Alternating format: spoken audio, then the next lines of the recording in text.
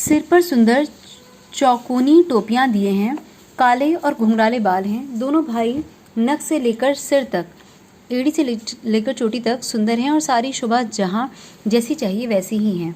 जब पुरवासियों ने यह समाचार पाया कि दोनों राजकुमार नगर देखने के लिए आए हैं, तब वे सब घर बार और सब काम काज छोड़कर ऐसे दौड़े मानो दारिद्री धन का खजाना लूटने दौड़े हों।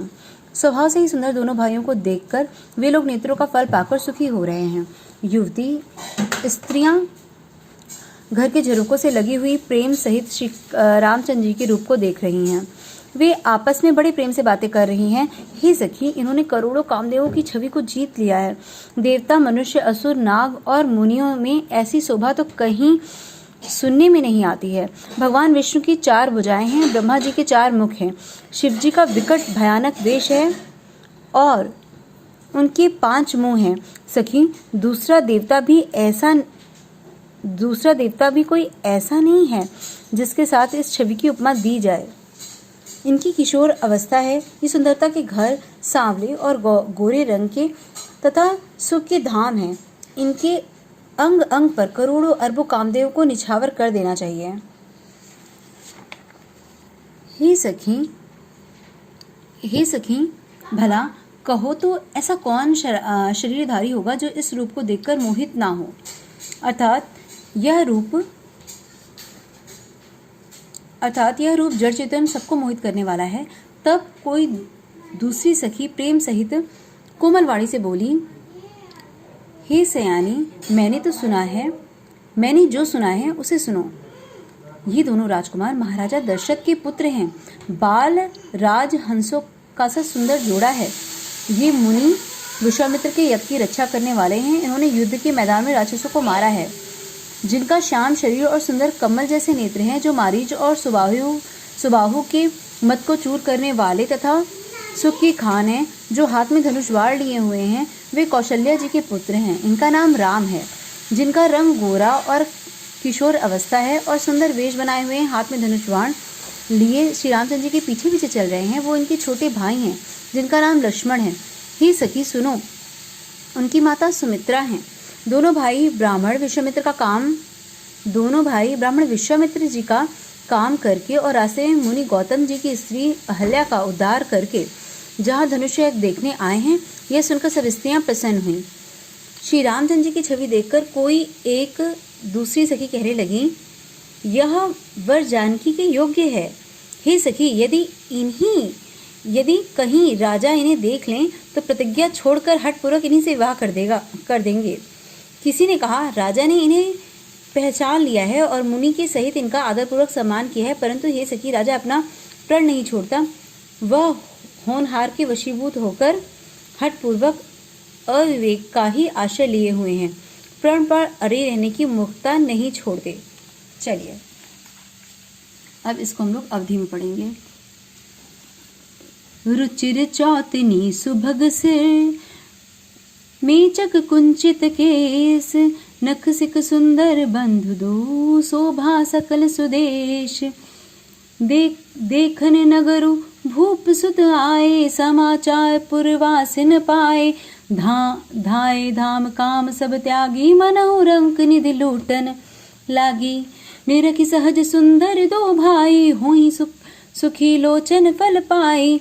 जुबती भवन झरो कहीं लागी, निरखहीं राम रूप अनुरागी। कहीं परस पर वचन सप्रीति, सखीन कोटि काम छवि जीती। सुर नर असुर नाग मुनि माहि, शोभा अस कहूँ सुनी अति नाही। विष्णु चारि भुज विधि मुखचारी, विकट वेश मुख पंच पुरारी। अपर देव अस को न आही, यह छवि सखी पट तरिय जाही। वै किशोर सुषमा सदन, श्याम गौर सुखदाम। अंग अंग पर वारही, कोटि कोटि सतकाम। कहूँ सखी अस को तनुधारी, जो न मोह यह रूप निहारी। को स प्रेम बोली मृदुवानी, जो मैं सुना तो सुनहु सयानी। ए दो दशरथ के ढोटा, बाल मरालहि के कल जोटा। मुनि कौशिक मक्के रखवाले, जिन रन अजर निशाचर मारे। श्याम गात कल कंज विलोचन, जो मारे च सुभुज मधुमोचन।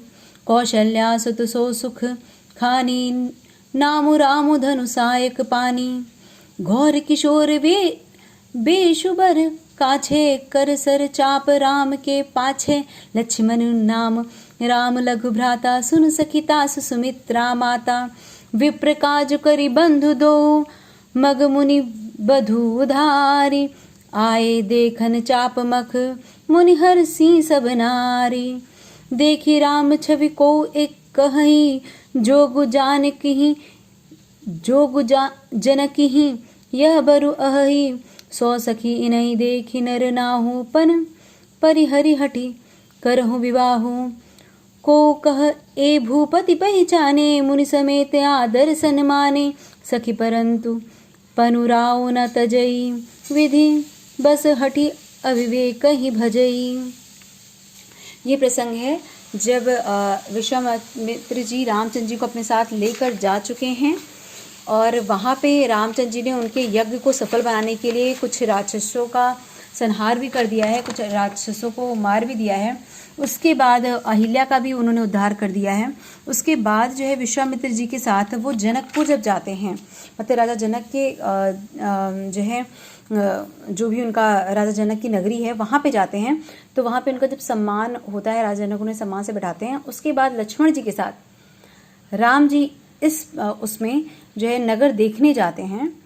तो नगर देखने जाते वक्त जो नगरवासी हैं उनकी शोभा देखकर क्या क्या बातें कर रहे हैं, ये प्रसंग उस विषय में है। तो अब इस प्रसंग के बाद आगे रामचंद्र जी अभी जनक जी से मिल चुके हैं, गांव में मतलब जो उनका नगर है वहाँ पे घूम रहे हैं। तो इसके बाद आगे जैसे होगा राम जी का सीता जी से विवाह का आगे प्रसंग आएगा, तो बहुत ही सुंदर सुंदर अभी घटनाएं घटेंगी और उन्हें हम लोग बहुत मन लगा के पढ़ेंगे। तो इसी के साथ जय श्री राम, जय सिया राम, जय सिया राम। ये बहुत अच्छे अच्छे प्रसंग आएंगे इनके विवाह का, बहुत ही, तो उसके लिए जय श्री राम। श्री रामचंद्र कृपालु भजु मन हरन भव भय दारुणम। नव कंज लोचन कंज मुख कर कंज पद कंजारुणम। कंदर्भ अगणित अमित छवि नव नील नीरद सुंदरम। पटपीट मानहु दड़ित रुचि सुचि नौमि जनक सुतावरम।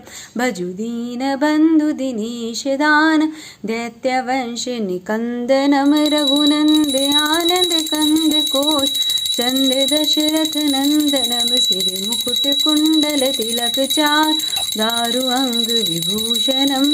अजानु भुज कर चाप मख संग्राम जित कर दूषण। इति वदत तुलसीदास शंकर शेष मुनि मन रंजन। मम हृदय कंज निवास करु कामादि खल दल गंजन। मनु जाहि राजे हूँ मिलहि सोवद सहज सुंदर। सावरो करुणा निधान सुजान सी। स्नेह जानत रावलोहि भाति गौरी।